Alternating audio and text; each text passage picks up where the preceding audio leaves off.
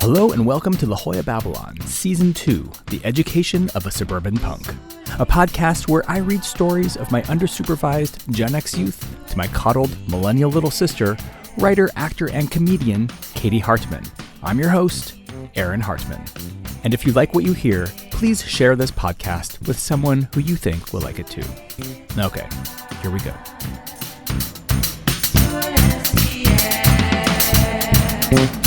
So, this is the first episode of Season 2, and these first 3 chapters bring in the character Lulu, who's based on my friend Sadie.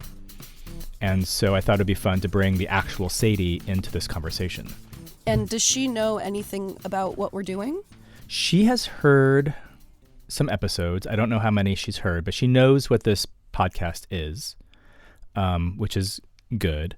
But what she does not know is that one of the things that is talked about in these episodes or in these chapters is that I had a big crush on her in high school. And I honestly think she does not know that. I honestly think this is going to be new information to her.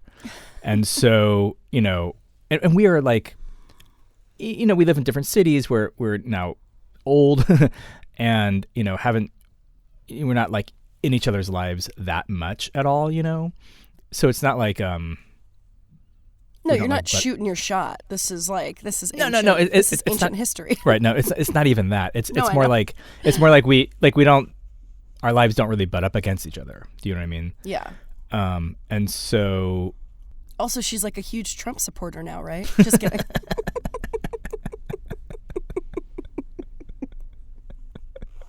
No, but she is anti-Semitic. But that's always been there. I mean, that was the thing that attracted you to her, right? As a kid? Yeah. Just really loved the way she slandered the Jews. Okay, so what I think would be good is when we bring her in to the conversation, I think I want to tell her. Mm-hmm. I want to give her a little... So I've thought about it both ways. Like, okay, just listen to this. And by the way, it might be kind of interesting. I think that would be kind of super lame. And then she just never jumps back onto the Zoom. I know. Exactly. It's like texting her like, hey, so Katie's done. Are you back yet? Hello. Disconnected. So I think when the 3 of us are on together, you guys will meet for the first time and we'll sort of give a little rundown about what's about to happen. And then I think I'm going to say something like, and just so you know, I don't know how I'm going to say it. And just so you know, it's like, you don't have to practice it right now. I kind of don't want you to practice. I kind of want you to stumble through it, honestly. I feel like I sort of this whole time I've been thinking about this. That Simpsons meme where Homer is just disappearing into the hedge. That's how I feel I'm going to be. Ooh. Oh, that's going to be you, not me? No, because you have to stand up and tell her the things, and I'm going to be the third party being like, I shouldn't be here. But yeah. I'm sure it'll be fine. It'll be, it's fun. It's funny how, vulnerable it probably still feels 40 years later. Vulnerable is the exact word. I mean, it really is the word that that I keep coming up against. You know what I mean? No, you wrote about it and you set yourself up on this podcast and you're like, this might be fun. Right. I mean, I wrote about it thinking this might get published. That'd be kind of cool. And then I'm kind of like, oh, it's probably never going to get published. And I was like, let's do the podcast. And then sort of now I'm going through it. I'm like, oh, I have some really fucking personal things that include real people in my real life that I'm writing about. Yeah, I feel very fucking raw right now. Yeah, I mean, you're putting it out there, and and the way to put it out there, even if you care, is to just try not to. You just can't give a fuck what anyone else thinks, right? Even if it's, I mean, unless you're actively hurting somebody, which you're not. Right. Yeah. Right. Cool. So we clear. So I'm gonna do the thing where I kind of introduce you guys. I mean, honestly, like one way you could do it is like tell her that you had I mean, it can be like ever so casual. Do you know what I mean? It can be like the lightest situation. I Right. mean, and then she'll have to listen to it if I don't know how it's written. So, but like, do you know what I Right. mean? Because like I feel like at my Well, it's written weird. Yeah. Oh God. whose fault is that? Oh no. Oh boy. Maybe I won't come back.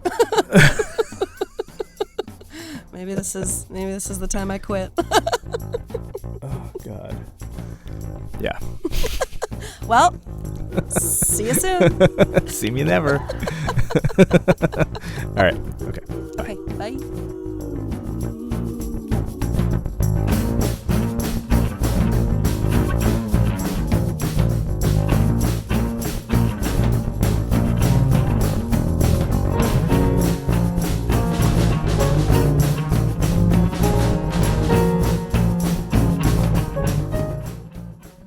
Sadie, Mm. meet Katie. Hi, Katie. Hi, Sadie. I met you when you were just so little. You remember meeting Katie when she was little? I don't remember where, and I don't remember anything about it, but I know I did. Okay. And I was super cute. Of course. She was Yeah. very cute. Yeah. Okay, so I want to start off just by asking Sadie, so when do you remember meeting me for the first time? Oh boy. Because I can't actually remember meeting you for the first time. Oh good. Oh, good. I feel like you were friends with Shayla and maybe even Sarah Reed before we met. And I think that was from SCPA. That's right. That's right. So I went to SCPA in the 9th grade, but I think by then you were over somewhere else. We did this weird thing where you went to Maryland's for 7th and 8th grade. Yeah. And I went to SCPA for 7th and 8th grade. I went to Maryland's for 9th grade and you went to SCPA for 9th grade. So we like literally just swapped places. Yeah. And a lot of people, I remember being at Maryland's and people asking me if I knew you. I think just because we were both a little Weirdos. weird.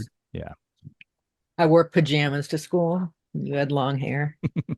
So we have a mutual friend who I'm just going to kind of refer to him as our mutual friend. He's also referred to as Charles in these chapters. And he told me all about you. And then some. And that's so basically when we met at Mirror, I actually knew all of your secrets. What? Yeah. I don't think I didn't tell Charles. No. But whatever you told him, he told me. Yeah. But I knew way more about you than I should have. Yeah. Isn't it fucked up that like women are called gossips? Oh, yeah. That's so fucked up. This fucking guy. Wait, and how old were you guys? Just so everyone knows. We're like 14, 15. Baby. Right. Yeah, babies. Well, yeah. I can't wait to hear what you have to say about this mutual friend of ours. Well, he's not in these chapters. You are.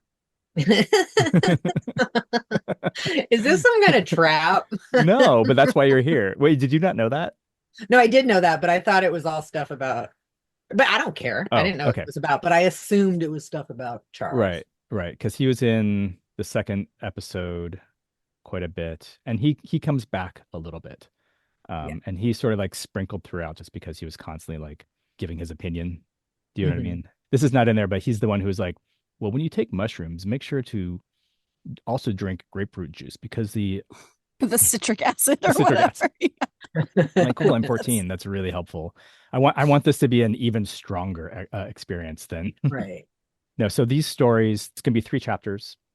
And the first one is about my car. And it leads into our car repair shop class that you and I took together. Awesome. Yeah. Yes, I remember it well. Yeah. Body shop. That's right. Where we learned Bondo. Correct. That's right. And then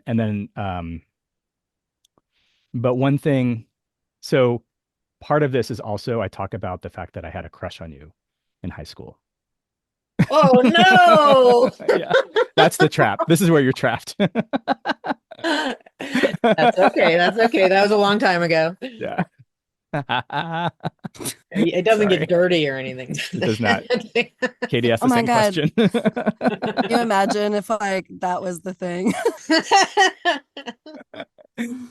Sorry. Could you read it out loud, Sadie? I know. I know. So, I apologize for entrapping you into this, but basically what it is like I wrote this stuff and it wasn't like with any kind of like I was just like writing like about my youth, Yeah. and you were a part of it, and my sort of like secret crush on you was just for like under the surface of a lot of stuff. Sadie, you're telling me you had no idea? No. I mean, I know that Aaron and I have a special friendship, and it was like more special than most of my friendships. Because But no, I because I didn't was the know. one It guy was who didn't have a crush on you. You're like, oh, well, at least there's Aaron. no, but And Aaron's yes, of course. See, thank God it's me. Oh yes. I feel like I might not have felt this way in high school, but I feel now that like it's all a spectrum, and friendships. Like Sure. when I first met Sarah Lund, I was super crushed out on her, and Yeah. I didn't date girls, but Hmm. I had to think about it a little with her. Hmm. Yeah, So I feel like close friendships can sometimes blur that line. for sure. Totally. I mean, there's like an intimacy in that once like it's a deep enough thing. Societally, we're told like, oh, this is where it goes into a romantic relationship, but Yeah. that's not Right. always the truth. Exactly. Right. I was just talking to Susie about that because when we first became friends in the third grade, we were very jealous of our other friends and like, you better stop seeing Josephine if you're going to be with me. And like, Wow. it was obviously we were like kind of testing it out, like Right. what it was like to be Right. in a relationship. Yeah. How to be in a Wow. relationship. Right. That's so cool and weird. Aaron, what's your biggest fear after as we listen to these? Oh, I hate when you ask me that question. Fuck. Uh, I mean, I don't want Sadie to get mad at me for writing about this, I guess. You know? I find it so far, I find it flattering. I mean, we'll see what you Yeah. say. Yeah. It's not, I mean, so the way this is written, I definitely am not the hero in this. And I write the Lulu character, as I sort of had remembered those moments. It's not a super flattering version of you. Mhm. It's like the high school version of you. Do you know what I mean? But it's Yeah. like, so you may oh, I also have to say, I did actually also, because I do this for everybody, every character, there are some things that are just like not true. Yeah. And so like I want to make that really clear. And also to to listeners, like this is not like Lulu is not Sadie. Yeah. Right. That is just 100% true. Adam is pretty much me, but like Lulu is not Sadie. Yeah. And so like there will be things in here that I 100% just made up, and there will also be things in here that I sewed together through other people to sort of like, Okay. yeah. So take everything with a little bit of a grain of salt. Of course. And we're gonna set the record straight after we listen to it, Oh huh? fuck. Okay, no. I mean, and that's I was, of course, like writing this, I had no intention of having like this conversation. Do you know what I mean? Because I mean, I definitely like, in episode, 2, me and Katie, talk about her mom. Do you know what I mean? And like that's extremely uncomfortable. And so like, you know, I like just doing this whole project is so I feel very Say what's the it. word? Say the word. You know the word. Vulnerable. Starts with Yes. B. Feel very vulnerable. Okay. But Well, anyways, well, now that we're not talking about Charles, yeah. I don't feel as worried about it, but Yeah. my biggest concern is that I come across as mean. We both know, and Katie Right. will know that I'm not mean, but Charles pissed me off so much that I have all these snarky things to say. Yeah. And that's the only thing I don't want you to leave in if I sound like a fucking bitch, or don't like put that on social media or whatever, you know. You don't have to edit what I say, but I just don't want you highlighting. Yeah, no. It's a real gotcha podcast. You know what I mean? It's real. Yeah, we're here to make everyone look as bad as possible. Right. This is a revenge podcast. Oh, okay. Yeah. Cool. I have everyone from high school coming up. Yeah. I'm just gonna trap them. Yeah. Oh my God. I really thought about you. Yeah. That's so a nightmare. Total nightmare. I know. I bet that podcast exists. So I bet that it does. Oh yeah. Revenge, just like the high school revenge podcast. Yeah, inviting people on there to just holy humiliate shit. them. I bet you're right. Oh my God. What an amazing idea. And if not, dibs on the idea. I guess, well, real quick before we jump off and listen to it. Yeah. Lady, is there anything that like you like remember about Aaron from that time, that because you're really the first person on here that has a memory, because one of the reasons I'm on here it's because I don't really remember any of this because I was a wee babe. Yeah, she was 5 when all this was happening. I remember one very important thing, Katie, that Aaron had the audacity to say that my best friend Susie and I, he said Susie's taste in music was lazy and mine was poser.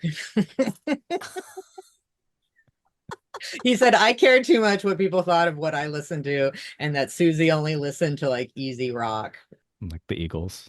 Yeah. Leonard Skinner.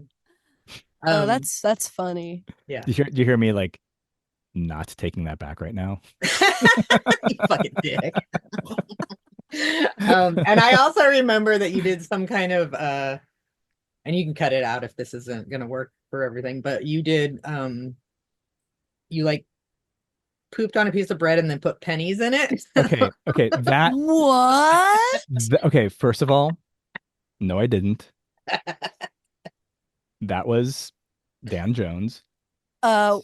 Second of all, that comes up in this season, and yes. So and the fact that you think that that's me, fucking sucks. Because everyone. But these are the things. These are the things, Sadie. So if anything else comes up, because everyone thought it was me, but it wasn't. It was Dan Jones. I knew he was something to do with it. I didn't think you thought of it on your own. But you know what? No spoilers. No. I'm gonna send you guys the link to the chapters. Katie and I were joking earlier that you're just not gonna come back. Yeah. It's gonna be about 26 minutes. Okay. Okay. Good. Awesome. All right. Okay. Bye. Bye. Don't you be nervous. It makes me. Okay. Bye. Okay, bye. Bye.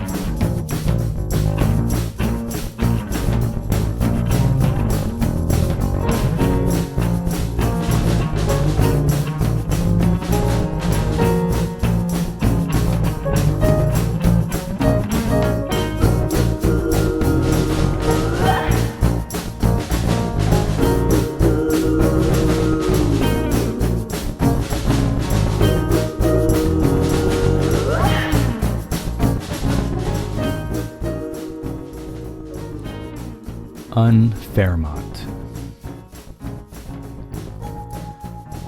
November of 11th grade, I bought Sharon's 1981 Ford Fairmont station wagon she had left behind when she went to college. 2 years earlier, she had a car painting party at our new house in Pacific Beach.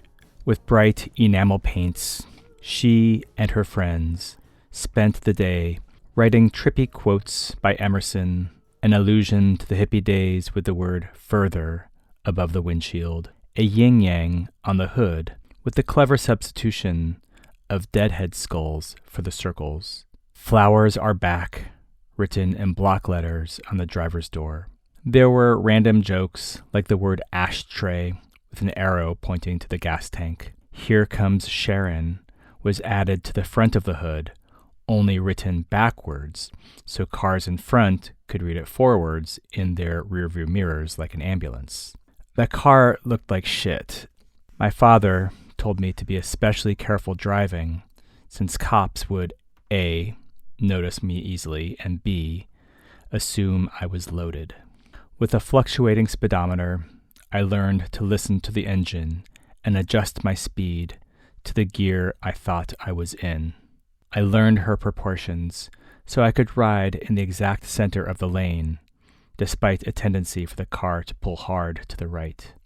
But I was 17.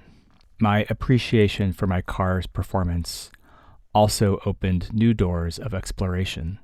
It enabled me to run over cans and other crunchy pieces of trash. I could change lanes on the highway without hitting the lane divider bumps. I learned how fast I needed to turn a corner to make my balding tires squeak. I would visit the dusty maze of junkyards and Mexican mechanics just north of the border every few months and replace the transmission. I liked when my gears would start their death march. It forced me to improvise where the Ford Motor Company hadn't anticipated. This would have been a good time for me to learn how to work on cars, but the repairs were so cheap, I eventually bought a spare transmission and kept it in a cardboard box in the back. And frankly, parallel parking with the door open, my left foot pushing the car back into its space, gave me a sense of pride, perhaps even greater than having the ability to keep such things from happening. I was marking who I was and who I was to become. Because my high school was known as a burnout refuge, and my hair was quite long, and I drove a car that actually said, "We're not back, we're reincarnated," I had to work pretty hard to dispel any hippie stigma. Having Dan Jones as my closest friend helped. His instincts were dark, but he always made the most out of any situation. When Terry's nose started bleeding uncontrollably while sitting at a 24-hour taqueria, Dan jumped up and walked him out to my car. I sat behind the greasy window, watching as he dripped his face over the hood and front bumper. You could tell, even weeks after it dried and crusted over, that the blood was real. Dan told everyone I hit someone in a wheelchair. One night, we went to the beach to hang out with my alternative school friends. There was a tradition of going to a grassy park near the broken roller coaster, drinking beer and playing tag. Dan Jones would get exceptionally awkward when confronted with normal social situations and went on a walk to return later. Muir's usual suspects were there. JR and Chantrell represented the old guard. Even now, when I look at pictures, they look 30. I don't know what the deal was. Maybe it was his long beard, or his Galaxy 500, or her flowing gypsy dresses and tarot readings on the school's front lawn. They had nicknames for each other like Changeling and the Rama. Everything was Tolkien-esque like that. Some of my classmates truly lived in their own stairway to heaven worlds. I tried but could never follow what JR was talking about.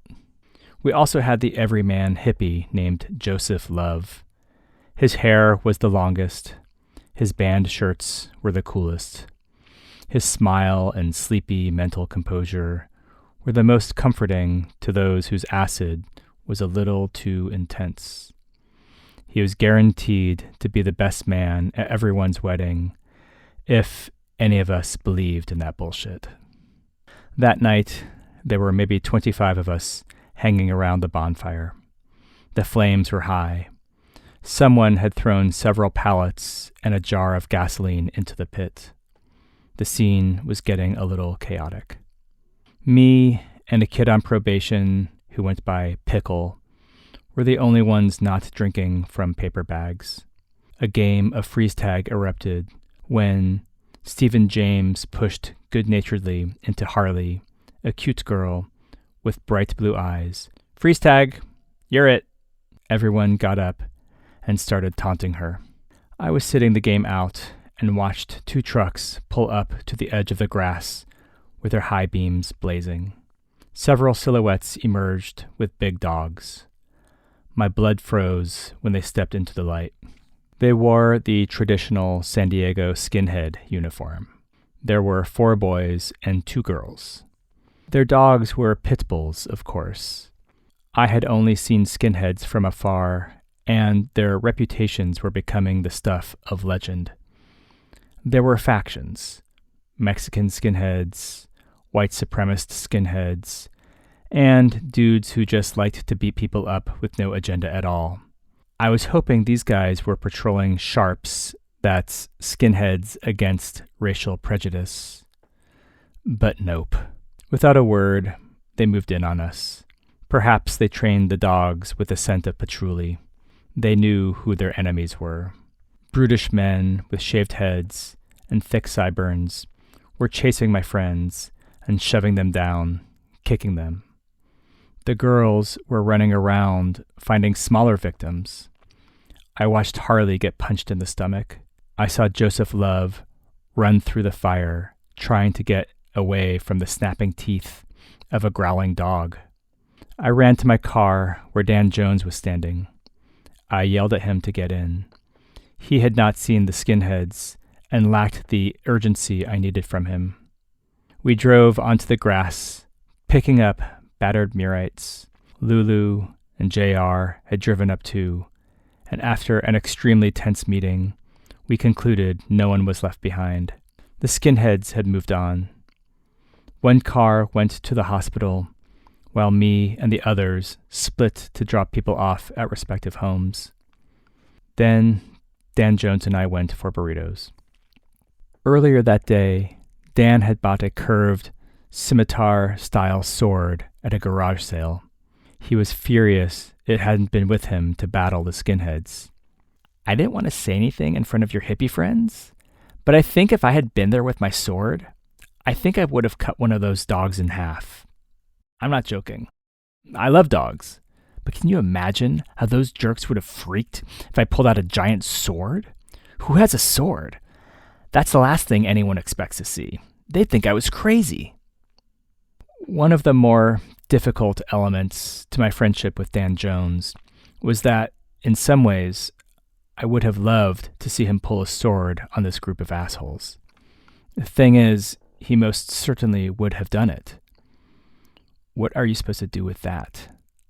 The person you most want to get close to says intense, sometimes borderline shit, and all you can do is wonder how serious they are.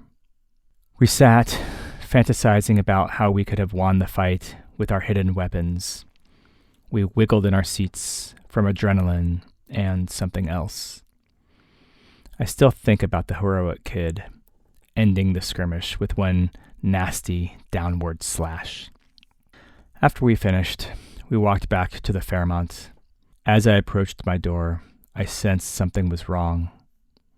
Dan Jones was happy.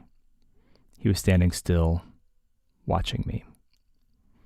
Apparently, during his solo walk, he slipped over the fence of a yacht club and stole a gallon of white boat paint. Along the passenger side of my car, from bumper to bumper, he had written in 12-inch, gleaming letters, "Dick Van Patten says no to menstrual pain." He was doubled over, but somehow managed to choke out, "I had to do it. Your car looked idiotic. This is way better. I can't believe you didn't notice before." My closest friend loved to fuck with me. All I wanted was to be safe. All I wanted was to know that other people felt the same things that I did, that there were people like me who I could share the things I did not know how to express. Sometimes our jokes and pranks were indication of our true feelings, but we were young and sometimes pushed too far and really hurt each other. This was not one of those times. I fucking love what he did to my car. We soon got into the habit of driving around in my insane-looking station wagon, shooting out windows of McDonald's, new car lots, and other corporate institutions we judged as evil. I'd drive, and Dan would slingshot a well-aimed marble or pachinko ball out from his window. We had a pattern. We had escape routes. We were fairly conscious about leaving private property alone. The only truly innocent victim we terrorized guiltily was a company called The Glass Factory. We must have shattered their storefront window half a dozen times. It was too much for us to resist. We knew we were being mean, but the irony was funny enough to make an exception. We revisited the same terrain night after night, knowing the risk of getting caught increased each time. But we relished the fact that we could drive such a ridiculous-looking vehicle and still get away with such senselessness. We believed in luck, good and bad, the way Christians believe in Jesus. By doing something stupid and getting away with it, we were praying to our God. We were being shown that our ways were good. We were walking the straight path.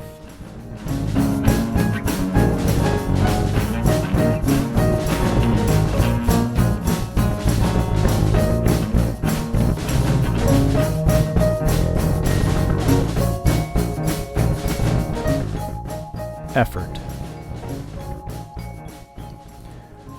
Lulu and I took an auto body class at Kearney High School, down the street from Muir. The school was a magnet for vocational training programs. If you walked past the chain-link fence, you could see Mexican-American teens in flannel shirts, buttoned at the top, deep inside their American sedans, hair pulled back in tight nets, sometimes smoking like fathers do on playgrounds, with the butt hidden in a loose fist. Our plan was to learn a trade and fix our messed up cars at the same time. We were in 11th grade, but Lulu was on the fast track to graduate early, so she was in more of a hurry to knock out the dings of her 1962 Dodge Valiant than I was to erase the stupid paint job on my station wagon.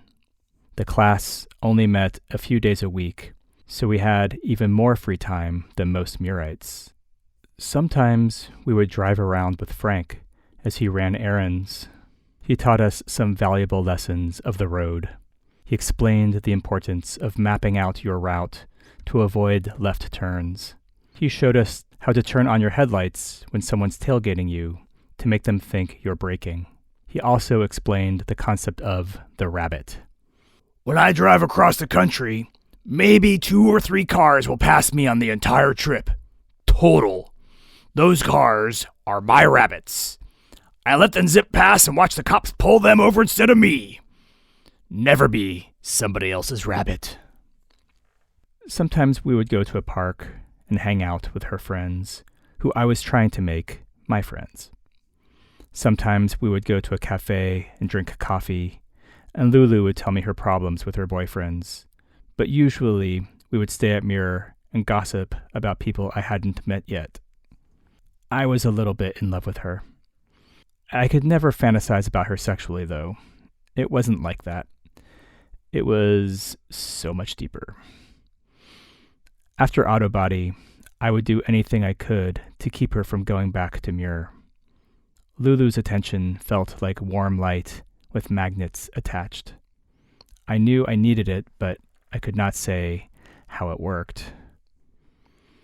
We were walking from class to the park when she asked me if it would be okay to call me sometime, even if it was late. Yeah, of course, no problem. We hugged. She made me feel special. She eventually did start calling me pretty often. I could hear her peeing. I would cough and run out of the room whenever I flushed. I learned how to make her feel better when she would say she felt like an alien. I offered jokes when she would tell me how miserable her life was.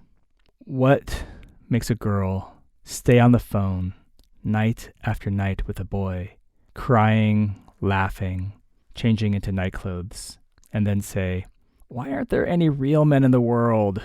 Where are they?" Lulu once came over to my house. She lay on my floor and called Kathy, Sheena, Honey, and Brianna. She told all of them that she wanted to hang out. She did not tell any of them that she was with me. At auto body class, Lulu would flirt with our teacher. She would blush when Mr. Z would run his rough hand roughly over our sanded bondo. She would sneer over his shoulder, looking at me as she bit her lip and made tiny hip thrusts. There are a couple ways to remove a dent. If you can reach it, you can take a rubber hammer and hit the underside of the chassis. But that's not possible in most places. So you use what's called a slide hammer. You drill a small hole in the offending dent, place the hook of the slide hammer inside, hold onto the other end, and slam a weighted cylinder toward you, essentially jerking the hook on the inside of the dent. We worked on Lulu's car first. The paint fumes, mixed with sweat and dust, was a reassuring cocktail that gave me the feeling that I was actually doing something real. The Valiant was old and made of steel, so these dents required some brute force. I squatted next to the car, inserted the hook end of the slide hammer, and threw the weight with a deep, satisfying clang. Lulu stood behind me, and more often than not, would time a ooh or ah. Her baby blue Valiant was not in good shape. There were a couple dings here and there on the passenger side, but every time we would pop a dent out, sand it down, apply the Bondo, and sand that down to prepare for painting, Lulu would hit something else. She drove drunk sometimes. Lulu's friends, myself included, pressured her into writing a memoir. It's filled with hitchhiking, harsh sex, and some truly sad betrayals. No one should ever compete with Lulu for her capacity to find the darkness. When she's crying on the street, walking home after getting fired, she'll also bash into a lamppost, cutting her face open. Then she'll get mistaken for a prostitute.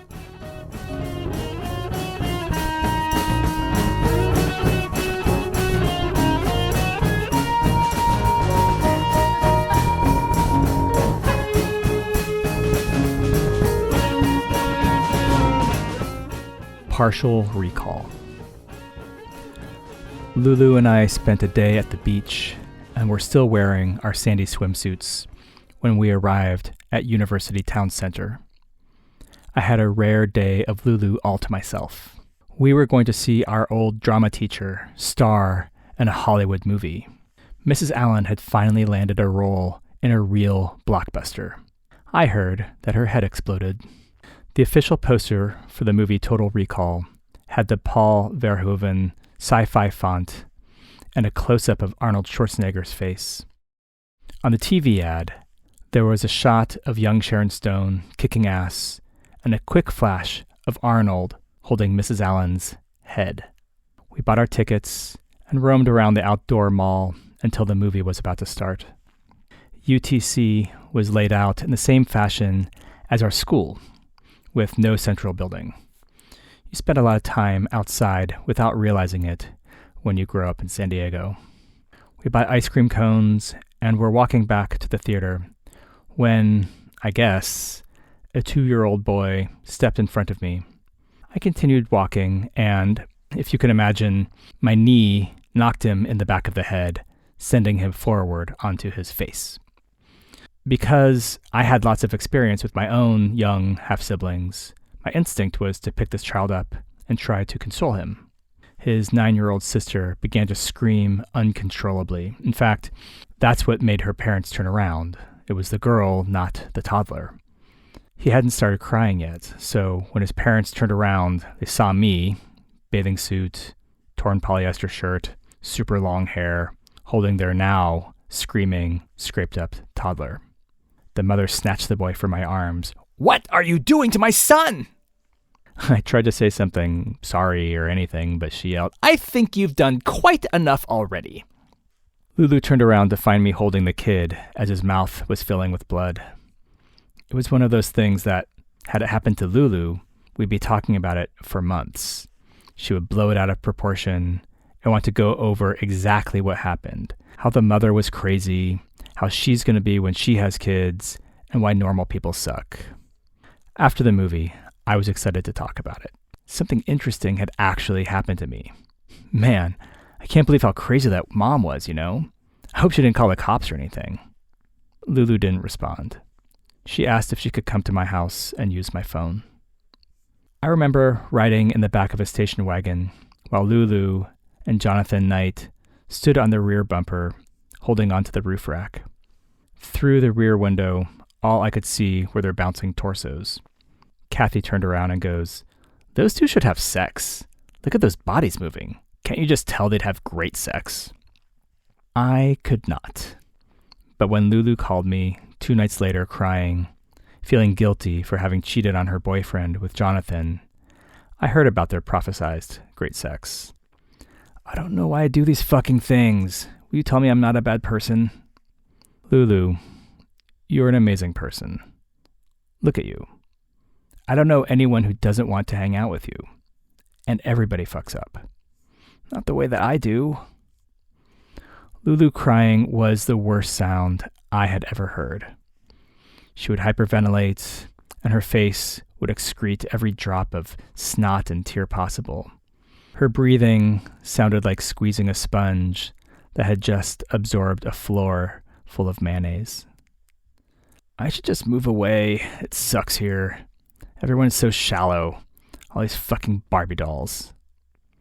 This was well-tread territory. Lulu was never going to look like her tall, skinny, blonde friends. It was a safe place for her to vent. Everyone loves you, but they don't want to be me.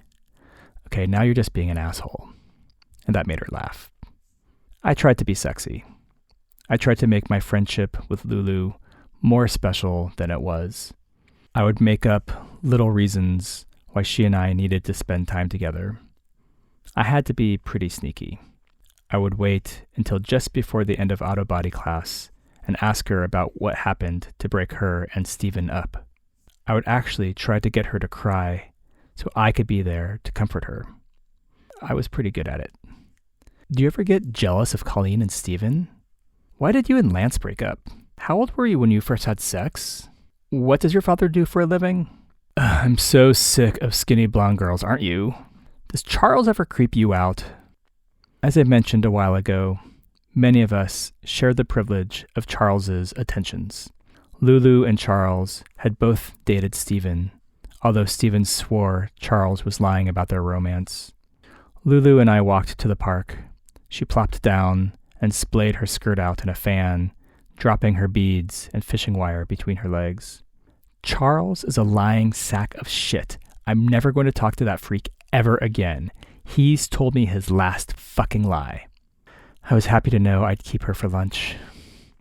He used to call me crying all the time, blubbering about how Steven was his first love and being bi and how he missed his body and how he couldn't understand why Steven wouldn't return his calls or his guitar. And then he fucked up.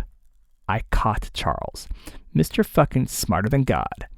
For 2 years, he's been all, I miss Steven's dick. I can't believe he can be so cold. We're in such love. Lulu lay back on the grass. She rested her head comfortably on my leg. If I looked at her face, I would also, by virtue of peripheral vision, be looking at her tanned cleavage. It wasn't my fault. Oh my God, Adam, I can't believe I forgot to tell you this. She turned over, resting her elbow on my thigh, cupping her chin on her hand. So last night, I asked Charles what he thinks of uncircumcised dicks, and he goes all snobby, oh God, I don't think I've ever even been in the same room with one. Ha! Steven is un-motherfucking circumcised. I can't wait to get out of this shithole. I hate everyone.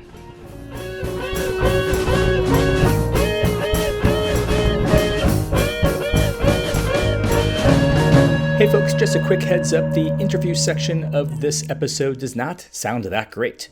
We dealt with it as much as we could, but there are some issues. Hope you can deal with it. All right, we'll see you after the show. Yeah, Katie, I have goats. 4 of them. Do you milk them? No, they're boys. That would be gross. Still use that milk in your cereal. What a perfect segue. Fuck off. Oh, yeah. Well, you wrote so much about goat cum. And we're back. Yeah. And we're back. Hi. Hi. You came back, Sadie. I still love you just as much. I'm not upset. Although it doesn't sound like you liked me very much. No, I did. I was just like, Yeah. like, Well, I don't even know where to begin. Yeah, You guys I know. drive. I'll talk too. sure. Sadie, what did it feel like listening to these?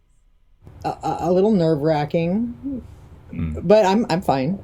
I'm not complaining.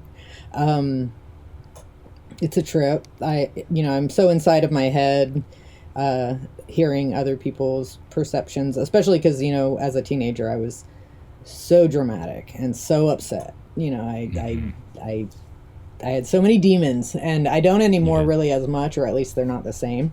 But I don't know. I just didn't.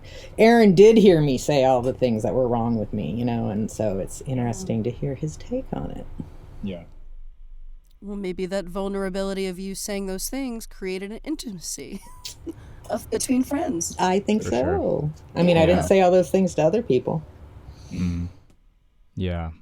Yeah, it was hard. It was hard to hear that, as a teenage boy, cuz I saw you as like being powerful, and like it's like you had a really hard time accepting your awesomeness or whatever, because you had like some other ideal, some impossible ideal or whatever that you were dealing with in your head or whatever, Well, you were spot on. I mean, at San Diego, I was obsessed with how short and fat I was, which I never was either. But, like I did compare myself to my supermodel friends.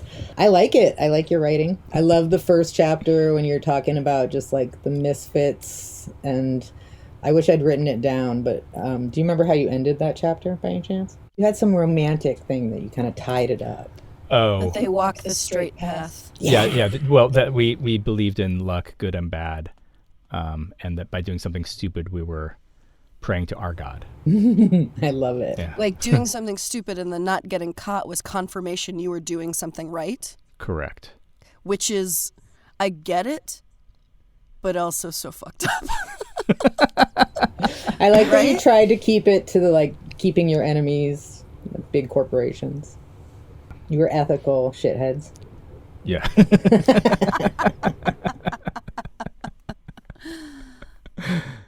Or it's just a rationalization for us to be able to cause mayhem Yeah. and Yeah. kind of like, do whatever we want. We're like, oh, but fuck the man. But really, like, we just wanted to break shit. Yeah, that was one of at the end of that episode I wrote down about. I was like, that's great. It's really, it is kind of like a romantic way to look at it. Yeah. And he and I both got girlfriends when we were basically like 18, and I think we actually lost our virginities on the same night. Whoa. And How romantic. and all, I know, right? And all of that like destruction stuff just stopped. As soon as we started having sex, we just stopped breaking windows. The influence of a lady. Yeah, Or just like all my aggression can go into this now. Right. All of this energy that I Frustration. actually have no idea what it is like, oh, this is what I'm supposed to do with it. Yeah. That's what it's for. So stupid. I mean, do you remember us going to see Total Recall together? I didn't remember that the bonking of the kid happened at Yeah. Total Recall. Yeah. That's so Right. cool that we went and saw Total Recall at the theater. And so Yeah. sad that you got, I don't know. That was really mean of the parents. I tried to put myself in her shoes, though. I mean, like, if I turned around and like my son was just like fucking like blood coming out of his mouth and some rando guy was holding my kid. You were still a child. I was. It's true. I was just a baby with facial hair. It's special. Sadie, do you have any siblings? I do not. Because one of the things that doing this podcast with Aaron is because I'm what are we? I'm 12 years younger than you, Yep. something like that. Yeah, 12. And Like, that skinhead story is crazy, guys. Yeah. Yeah, that's crazy. You guys are just hanging out and a bunch of people just rolled up on you and started kicking the shit out of you with their dogs? Oh, they didn't kick me. I wasn't there, I don't think. Was I there? You may not have been there, but you were at that other time where there was gunfire. Yes. And And my alarm went off. Yeah, okay, so Katie, this is an amazing story. So we're at a different park, but sort of in the same Mission Bay area. And like a bunch of our weirdo friends, probably like, 20 of us, were all hanging out. There were probably like 5 cars full of people. And, but it was also like hundreds of other people kind of hanging out for their own reasons, you know what I mean? It wasn't like 4th of July. It was just like a Friday night or whatever. And all of a sudden there were gunshots. And so everyone just started screaming, got in their cars and started trying to get out of the parking lot, except for there was so many people leaving. It was like this like long, very slow line getting out of this parking lot. And the car in front of us was basically like a lowrider with a bunch of guys in the back, with baseball bats or whatever. So I was in Sadie's car with her, and she had an alarm installed in her car, and the alarm was the car honking, right? No. And basically and it would honk if you drove it more than 5 miles an hour. And so as we were leaving this super stressful parking lot, I mean, like no one knew where the gun was. Like, we didn't know if someone got hurt or anything. We were just like, holy shit. Like, yeah, we there's gotta like, go. There's like a gang thing about to happen. It's for real. And Sadie's car, like every once in a while, I would just go, wah, wah, wah, wah. But it didn't sound like an alarm. It sounded like someone just like hammering on the horn. And it was like this old American car. And right? you had to do like, it underneath the car. To turn it on or off was a toggle that was literally outside and underneath. So okay, that's what it was, right? In order for me to turn it off, I'd have to get under the car, but we couldn't because we were in this like mass exodus. So and so the guys in the truck in front of us were just like, shut the fuck up. And they didn't. It was also kind of early days, like people didn't really have car alarms back then. Right. Yeah. And so like they really just thought that they were being honked at, even though like everyone was moving at like 1 mile an hour. And like I have this memory. It was like no, it's not, no, it's just and I have a memory of like one of them like grabbing a baseball bat and kind of like standing up and kind of like what Yeah, I remember that like, vividly. Okay. It's so funny because like so many memories, and everyone's like this, like you have these big stories that happen and then you remember them, but then you those memories get kind of warped in the lore of the thing that happened, and then like other people talking about it. And so like, and I feel like I have a real ability to like blow things out of proportion and kind of like make shit up. Do you know what I mean? And so having things confirmed. Yeah, exaggerate or hyperbolize or lie. So it's great to have actual confirmation on things like that. Yeah. And that circumcision story was spot on. That was exactly how it happened. Well, I was just going to say, if you feel uncomfortable, Sadie, at all, we can just start talking about uncircumcised to make Aaron feel uncomfortable. So, no, I know that was a home. Weird skip to something else, but... No, please. I have that in my notes as well. Okay. But that was exactly how it played out, and it was so weird and funny. It was such a gotcha. Yeah, because I remember I just confirmed that with you like a month ago. Right. You're like, did I make this up? And I was like, no. Yeah. because it's like too perfect. Do you know what I mean? Like the sort of you catching him and the way you told me, because he was smarter than everybody else. Mm-hmm. But he just like fucked up. He was just like, he didn't think that could be a possibility. Right. He was really interesting. I don't remember when I finally broke things off, but he's really persistent. He called every night. I don't know how he called all of us every night, but he did. No fucking shit. How did he get anything done? He didn't. He didn't. He made tie-dye shirts. And I know that I tried to break off my friendship a couple times. I don't know when it stuck. Mm-hmm. I saw him at a wedding. I avoided him like we were playing football or something. I was like I would duck under people and like I'd be in a circle and he'd walk up to the circle and I'd like run backwards. And I made it my goal to not make any small talk. Yeah. Wow. How you feeling, Aaron? How do you feel now? I feel less anxious. Sadie, I don't know if you have any sense of like how fucking nervous I've been about this. I had no idea. So nervous. Like I was so I had a dream a week or so ago that I was taking a shit and I was in like on a toilet that was basically like in public. Mm-hmm. and I was like, oh shit, I'm in public. It's one of those things. But I was like, I couldn't leave because I was like mid shit. At one point I was just like, I guess I just got to deal with this, and just like finished taking a shit and then left. I woke up and I was like, oh, that's like the most boring kind of like anxiety dream. It's like, oh, I'm like nervous about like doing something in public and kind of like, oh, look, I'm dreaming that I'm taking a shit in public and I can't leave, whatever. Yeah. Well, I can't imagine you saying anything that would change us, like. Ooh, let's try. That'll be good for the mic. Just kidding. Just kidding. I love this. This is so sweet. Yeah. You guys are such nice friends. We are forever friends. Apparently we're stuck with each other. Without a doubt. Okay, well, I'm glad that it was worth it. I want to underline what I said before about it's like, I think that really true friends have myriad of feelings for each other. So it doesn't make me feel like, oh, what we had wasn't what I thought we had. No, not at all. It's like that stuff gets all mixed up, Especially at that age. I mean, it's like you're learning what everything is. Like you have no idea, and finding boundaries. And I did cringe very hard, Aaron, when you wrote about how you would try to make Sadie cry only to be able to console her. Because that's like, it's such a specific tactic, and woof. Oh, it doesn't take much to make me cry.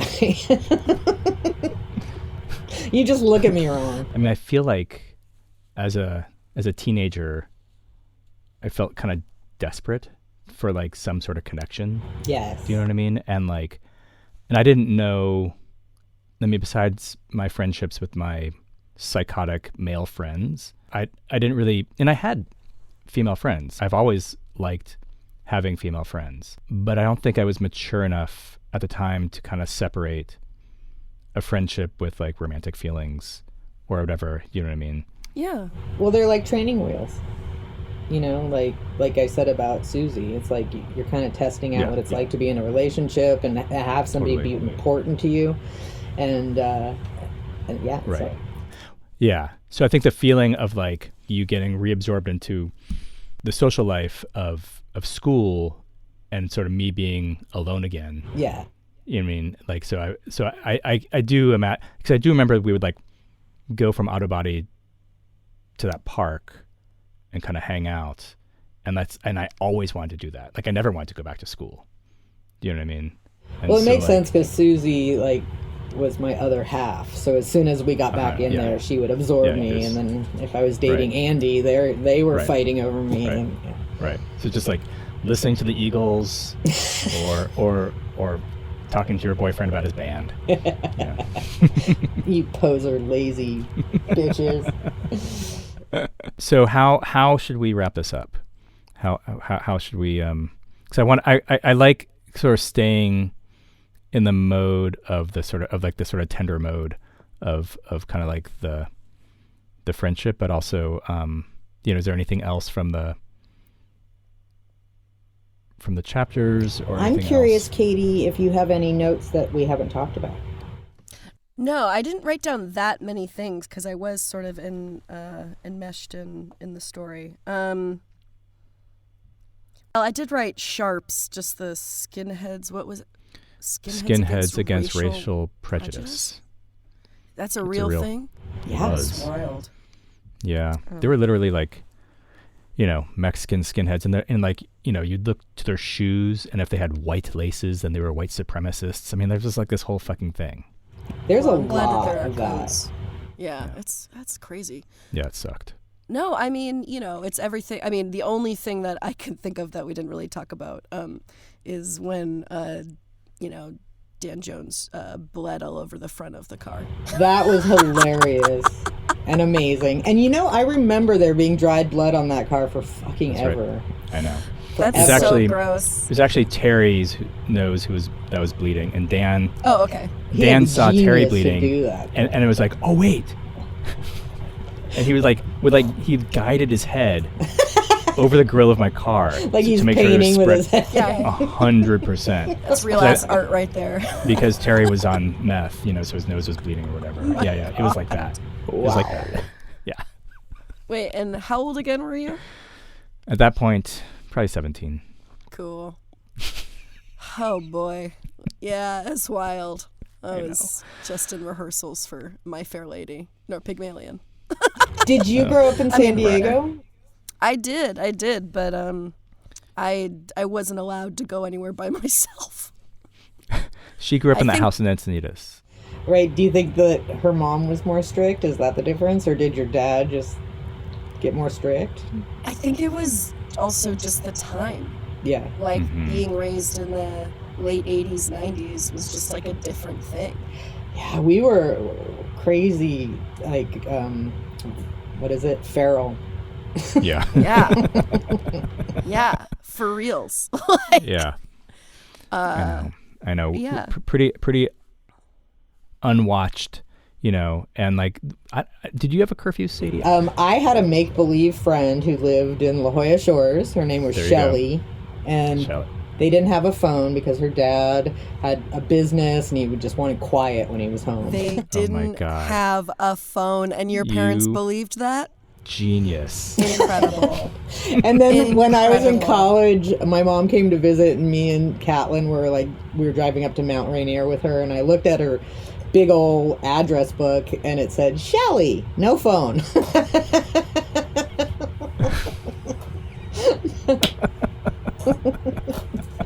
It's just, wow. That's some This American The Life shit freedom. right there.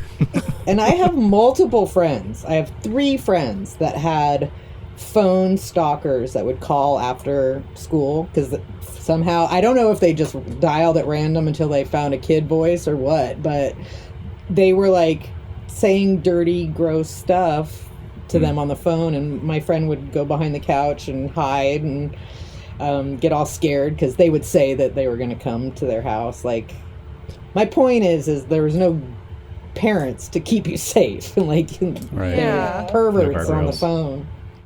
No, I was very well attended, too. Mhm. Yeah. It's pretty packed schedule over there. Yeah, I guess I never was chased by Nazi dogs. I was once chased down the alley by Shorty. Do you remember Shorty? I remember hearing about Shorty. He was like a drunk guy on the boardwalk, and I was wearing a Girl Scout uniform, and he was like, Girl Scouts! And started just chasing me. My God. Katie, remember how in one of those stories I said that Lulu's friends wanted her to write her own little memoir? It's because she could do this all day for weeks. Like her stories are so much better than mine, so much scarier, so much like deeper and like fucking out there. I would not It's- say better. Okay, well, crazier. Well, you guys could start your own podcast and then just call him Gen X from the Shores. just like swinging dicks, just trying to like outdo each other with like what happened when we were Oh, teenagers. yeah. Or just appreciate how fucking crazy it was and how you guys went through it all together, too. It was bonkers. And they're not all of us made it. I mean, there's a lot of people that like partied too hard and died. Yeah. It's true. Well, I'm glad you both are here. Me too. Phew. Thanks, Katie.